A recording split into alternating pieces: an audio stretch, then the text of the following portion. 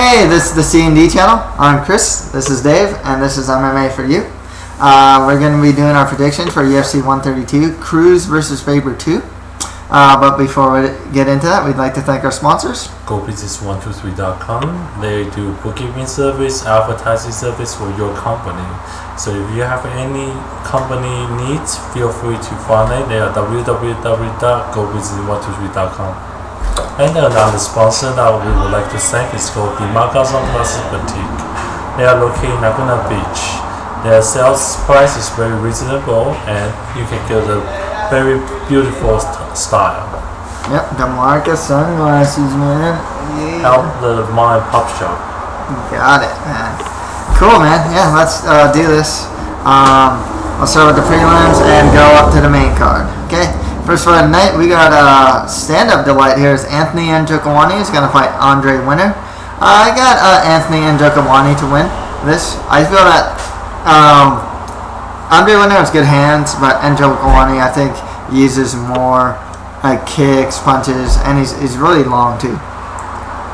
Next fight after that, we have Aaron Tracy Simpson going to fight Brad Tavares.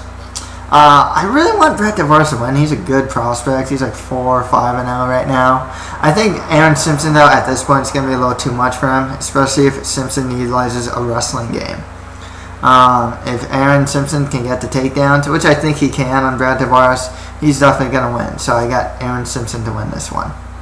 Okay, next fight after that, former WEC bantamweight champion Brian Bowles is going to fight Takeya Mizugaki. Brian Bowles for sure on this one. He's a very well-rounded fighter, very patient, very crisp, coming off a good win over Damasio Page. Mizugaki, he's always a gamer, but he's not. It's hard to say if at this point he's like elite. Also, Eric Koch is supposed to fight on this card, but unfortunately Cub Swanson pulled out, so he may or may not fight on this card. Okay, let's get to the Spike prelims. Okay, Dave, we got George Soteropoulos versus Rafael Dos Anjos. Who do you got, man? This is tough call. I call George because I like this guy so much, but it's gonna be a tough. Ground-wise, I think it is stalemate. What do you think? Definite stalemate. I mean, George got that really good rubber guard. Dos Anjos is no slouch on the ground, man. I remember him subbing like Terry Adam. He was doing really well against Jeremy Stevens until he got Tiger uppercutted. He even got Tyson Griffin on like a calf cutter. Great ground skills for Dos Anjos, man. His stand-ups looking really good too. I got an emotional pick here though. I am a big George Soteropoulos fan, so we got to go with George. Yeah, this is a tough one. Chris was trying to do a prep work for this show. We just can't find anything particular different on this fight. It's a tough and frustrating. I hope George gonna win. I don't know how. Yeah, the thing with George, he has good boxing, but as shown in the Siver fight, it's still not way up there. His takedown game isn't very strong. There's not much drive in his takedowns. He uses Brazilian Jiu-Jitsu style takedowns. Dos Anjos has shown improved Muay Thai. Even in the Guida fight, he was doing pretty well against Guida until he got his jaw broken. One thing about Dos Anjos to look out for, though, is he is coming off a layoff, and George is not. But it's kind of sad to say, well, because he's coming for layoff, so George gonna win. I think that guy has so much talent. Now let's see what's gonna happen with this fight. Yeah, Dos Anjos has a lot of upside in the lightweight division, actually. That's the thing. Okay, speaking of the lightweight division, we got Shane Roller gonna fight Melvin Gillard. I got Melvin Gillard to win this one. You got Melvin too, right? That power. Yeah, can say no to that power. I don't want him knocking me out. Dude, Melvin Gillard beat up Evan Dunham in the first round in UFC Fight for the Troops, man. I mean, the one time he got taken down, he just went back to his feet. And dude, this guy's hands are so fast, man. I think Roller, he beat Thiago Tavares, but he was looking really bad until that point, actually. And I think Melvin Gillard is not going to fall for the same thing that Thiago Tavares did. I think Marlon's hand speed's good. His wrestling's good. His defensive wrestling's actually pretty good. He does have a wrestling background, and I just think that he has the tools to beat Shane Roller and honestly get into UFC title contention. Oh. Yeah. Okay, let's go to the main card now. As the man who last beat George Satraopoulos, Dennis Siver is going to fight the man who last beat Cole Miller and Matt Wiman. Obviously, we're gonna pick you know who we should pick, right? Who you going to pick, man? I pick the guy who is gonna kick the guy who beat my George, dude. I actually got the guy who beat George, too. I thought you liked George. I do like George. So don't you want a sweet revenge? You know what, man? This is the fight game, and I think that Dennis Siver has really come into his own. He has a lot of power in his hands, man. Matt Wiman, very aggressive fighter. Yeah, he's aggressive. He's well-rounded. He knocked out Cole Miller. Oh yeah, Naga's beating him up pretty bad. I mean, I'm telling you, you just deserve a very sweet big down. I think that Dennis Siver is going to find some left hooks and some spinning back kicks in this fight, man. I'm not saying he's hard to take down, too. Yeah. Okay. Next fight after that, we got the natural-born killer, Carlos Condit, going to fight Stun Gun, Dong-Hyun Kim.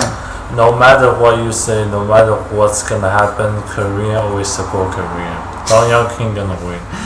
You know what, man? This one, honestly, just from a stylistic standpoint, the thing is, Carlos Condit has better cardio and... So what? I'm going to take you down. What are you going to do? Scramble. I'm great on top of the position. What are you going to do?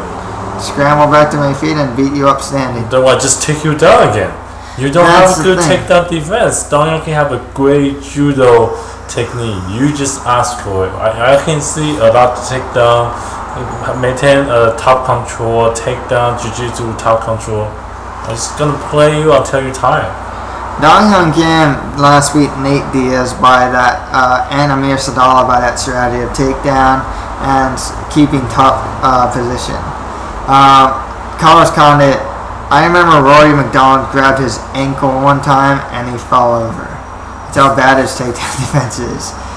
Thankfully for Condit, his scrambling ability is second to none. That's really good.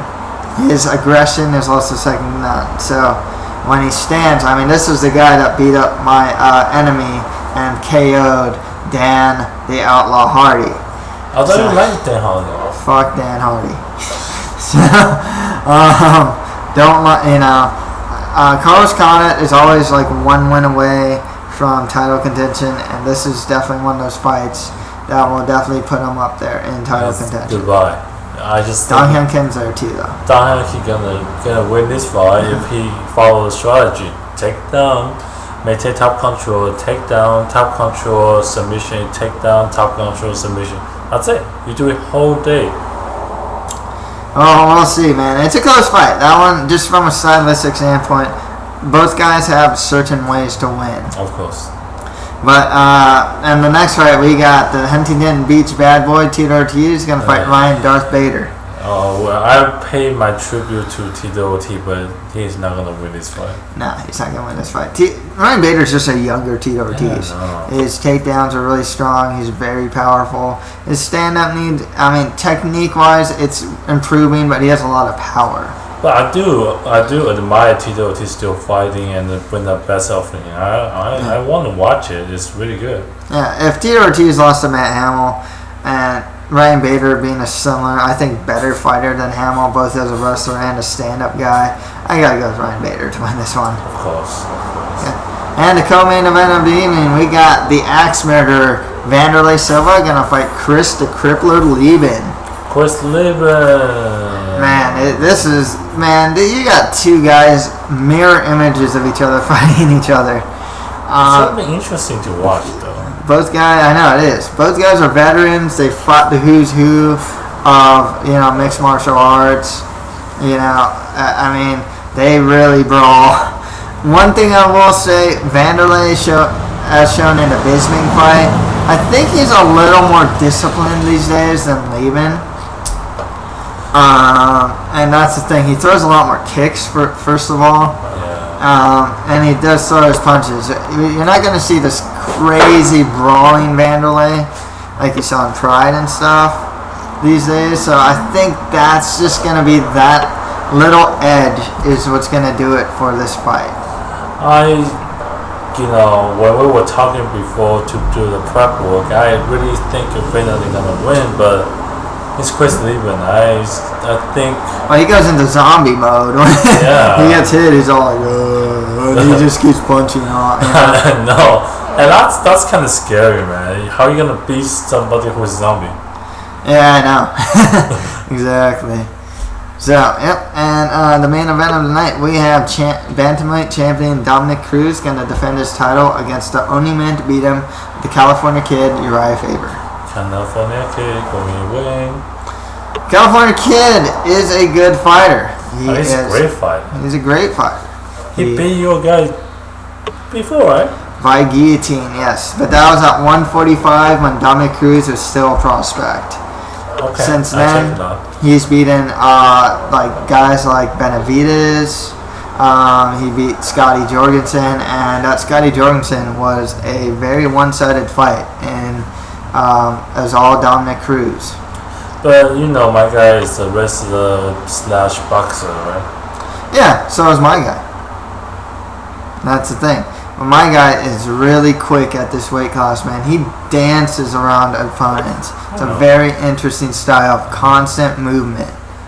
Urijah Faber is a very fast guy himself. He has very good takedowns as well. He could potentially put Cruz on his back. I think at this point, though, Cruz can probably put Faber on his back as well. Yeah, it's going to be a close match. But just for the record, my guy beat your guy before, so... And he is as good as your guy, so I think it will be interesting fight. It'll be a very interesting fight. I got Cruz, he obviously got Faber. Yeah. But yeah, so yeah, that's pretty much it. I gotta say, this pay-per-view is pretty good. Yeah, it is. It is, actually. The undercard fights I really like. I like Brian Bowles, so I like watching him fight. And Joko Money versus Winner is just going to be a stand-up battle. I like Brad Tavares as a prospect.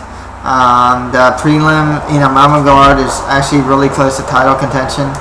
I always like George Soteropoulos and Dos Anjos. And the main card's very solid. Exactly. Yeah. So, yeah. Well, again, thank you for watching this show. We should thank our sponsor, Go visit 123.com to make this video possible, and Laguna Beach Dimaga Sunglasses Boutique. If you need sunglasses as cool as the one I wear right now, then you should go to Dimaga Sunglasses Boutique. The sunglasses are cool, but you're not. Well, that's it for MMA for you. Thank you, guys. Take care.